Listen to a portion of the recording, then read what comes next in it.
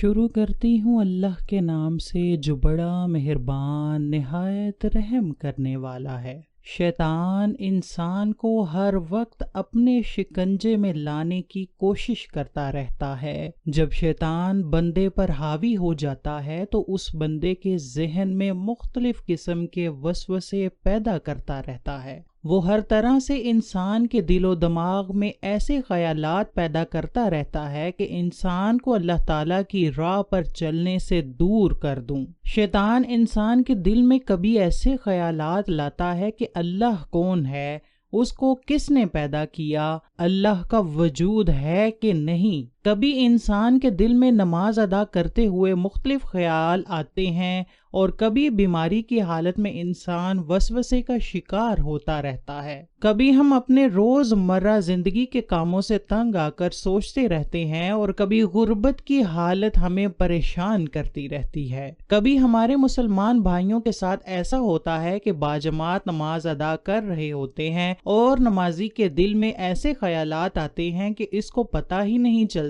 کہ وہ نماز میں کیا پڑھ رہا ہوتا ہے۔ اسی خیالات میں نمازی گم ہو جاتا ہے کہ امام سلام پھیر دیتا ہے۔ اس طرح ہم سوچ میں پڑ جاتے ہیں کہ ہم نماز، روزے، حج کیوں ادا کرتے ہیں۔ سب سے زیادہ مشکلات ان لوگوں کو پیش آتی ہیں جن کے ذہن میں جنسی وسوسے شیطان ڈالتا ہے۔ جب شیطان کسی عورت کو آپ کے لیے انتہائی حسین کر کے آپ دل و دماغ پر حاوی کر دیتا ہے تو پھر انسان پوری طرح سے شیطان کے شکنجے میں چلا جاتا ہے۔ جنسی خواہشات پر تمام برائیوں کی جڑ بن جاتی ہے۔ انسانی ذہن گندے خیالات کا مرکز بن کر رہ جاتا ہے۔ آخر یہ سارے خیالات ہم کو کیوں آتے ہیں؟ ان خیالات کے بارے میں اسلام میں کیا حکم ہے کہ اگر یہ خیالات ہم پر حاوی ہو جائیں تو ان کا حل کس طرح سے کیا جائے؟ آئیے پہلے ہم احادیث مبارکہ سے ان خیالات کے بارے میں جاننے کی کوشش کرتے ہیں اور آخر میں آپ کو یہ واقعہ سنائیں گے کہ جب ایک شخص نے آ کر حضرت علی شیر خدا کو بتایا کہ میرا ذہن گندے خیالات کا مرکز بن چکا ہے۔ ناظرین گرامی، حضرت ابو ہریرہ رضی اللہ تعالی عنہ سے روایت ہے کہ صحابہ اکرام رضی اللہ تعالی عنہ میں سے کچھ لوگ نبی صلی اللہ علیہ وآلہ وسلم کی خدمت میں حاضر ہو کر عرض کرنے لگے کہ ہم اپنے دلوں میں کچھ خیالات ایسے پاتے ہیں کہ ہم میں سے کوئی ان کو بیان نہیں کر سکتا۔ آپ صلی اللہ علیہ وآلہ وسلم نے فرمایا کہ کیا واقعی تم اسی طرح پاتے ہو، یعنی گناہ سمجھتے ہو؟ صحابہ اکرام نے عرض کیا، جی ہاں۔ آپ نے فرمایا یہ تو واضح ایمان ہے۔ محدثین اس حدیث کی وضاحت کچھ اس طرح سے کرتے ہیں کہ صحابہ کے اس جملہ ہم اپنے دلوں میں کچھ خیالات ایسے پاتے ہیں کہ ہم میں سے کوئی ان کو بیان نہیں کر سکتا کا مطلب یہ ہے کہ ہم اپنے دلوں میں بری چیزیں پاتے ہیں، مثلاً اللہ کو کس نے پیدا کیا اور وہ کیسا ہے اور کس چیز سے ہے، اور اس طرح کی اور چیزیں جن کا بیان کرنا بھی مشکل ہے، اس لیے کہ ہمیں معلوم ہے کہ یہ کبھی باتیں ہیں اور ان میں سے کوئی چیز بھی ایسی نہیں ہے کہ ہم ان پر اعتقاد رکھیں، بلکہ ہم جانتے ہیں کہ اللہ قدیم ہے، ازل سے ہے، ہر چیز کا خالق ہے، مخلوق نہیں ہے۔ تو ایسے خیالات جو ہمارے دل میں آتے ہیں ان کا کیا حکم ہے؟ تو آپ صلی اللہ علیہ وسلم نے یہ جواب دیا کہ یہ تو صریح ایمان ہے، اس لیے تم اس وسوسوں کو دل میں پانے کے بعد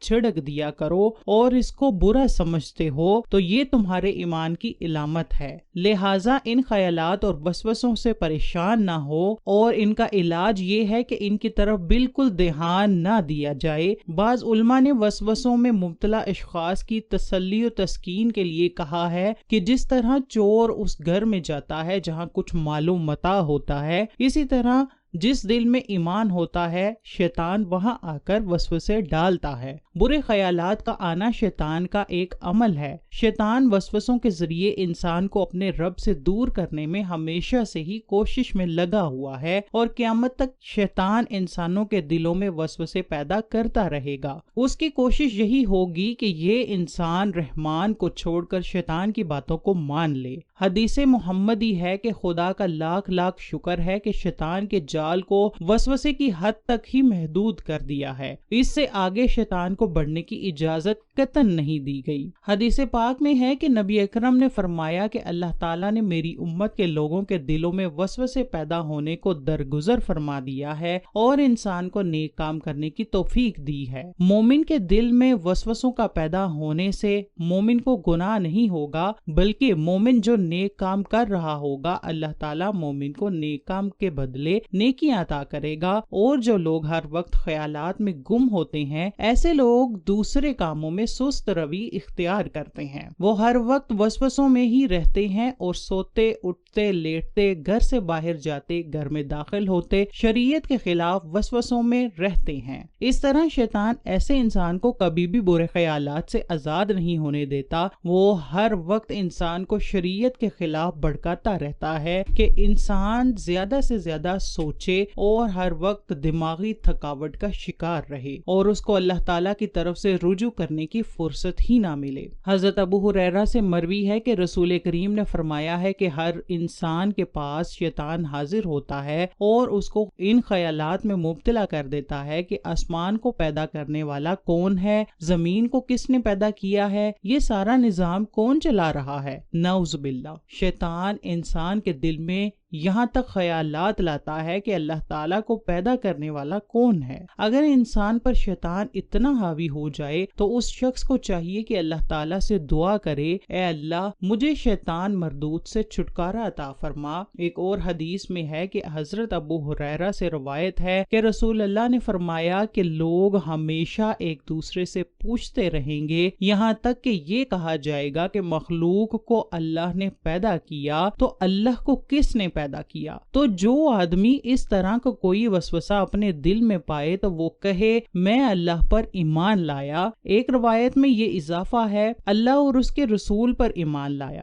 یہ بات یاد رکھیے کہ شیطان انسان پر اس وقت بہت زیادہ حاوی ہو جاتا ہے جب ہم اپنے ایمان کا دامن چھوڑنا شروع کر دیتے ہیں۔ ہمیں چاہیے کہ ہم اللہ تعالیٰ کی عبادت میں اتنا مشغول ہو جائیں کہ شیطان خود بخود ہی بھاگ جائے کہ یہ مومن میرے شکنجے میں آنے والا نہیں ہے۔ ہمیں 5 وقت کی نماز باجماعت قائم کرنی چاہیے، قرآن پاک کی تلاوت ہر روز کرنی چاہیے، عمرہ، حج، زکوٰۃ کرنی چاہیے، ہر وقت اللہ تعالیٰ کا ذکر کرتے رہنا چاہیے اور اس بات پر یقین رکھنا چاہیے کہ اللہ تعالیٰ ایک ہے اور اس کی کوئی اولاد نہیں ہے اور نہ ہی اس کو کسی نے پیدا کیا ہے، وہ واحد ہے، صرف وہی عبادت کے لائق ہے۔ حضرت محمد اللہ کے آخری نبی ہیں، زندگی اور موت دینے والا صرف اللہ ہی ہے۔ حرام کمائی سے اجتناب کریں، حرام کی کمائی کھانے سے بھی شیطان انسان پر حاوی ہو جاتا ہے، اس لیے ہمیں حرام کی کمائی سے بچنا چاہیے۔ اگر یہ باتیں ہمارے ذہن میں چھا جائیں تو شیطان کبھی بھی ہم کو شرک جیسے خیالات میں نہیں ڈال سکتا۔ ایک دفعہ ایک شخص حضرت علی رضی اللہ تعالی عنہ کی بارگاہ میں حاضر ہوا اور کہنے لگا، اے علی، مجھے ہر وقت برے خیالات آتے رہتے ہیں اور ان سے کس طرح چھٹکارا پا سکتا ہوں؟ حضرت علی نے فرمایا کہ حرام کی کمائی اور حرام کے کاموں سے ہمیشہ اجتناب کرو، کیونکہ حرام کی کمائی اور حرام کاموں کی وجہ سے انسان کے دل میں برے خیالات آتے رہتے ہیں۔ جب بھی تم حلال کی روزی کھانے کے لیے اپنے دسترخوان پر بیٹھو تو یا غفور یا اللہ یا رحمان پڑھ کر پھونک مارو۔ اگر آپ اس عمل کو اپنا لوگے تو تم کو برے خیالات آنے بند ہو جائیں گے۔ لہٰذا ان وسوسوں کا علاج کے لیے اللہ سے پناہ مانگتے ہوئے مندرجہ ذیل اعمال کریں۔ نمبر 1 اعوذ باللہ، نمبر 2 آمنت باللہ ورسولہ کا ورد کریں، نمبر 3 هو الاول والآخر والظاہر والباطن وہو بکل شیء علیم، نمبر 4 نیز ربی اعوذ بکا من حمر۔ ان سب کا کثرت سے ورد بھی ہر طرح کے شیطانی شکوک و وسوسوں کے دور کرنے میں مفید ہے۔ اللہ تعالیٰ سے دعا ہے کہ اللہ تعالیٰ ہمیں حق حلال کی روزی کمانے کی توفیق عطا فرمائے اور ہمارے دل سے تمام وسوسوں کو دور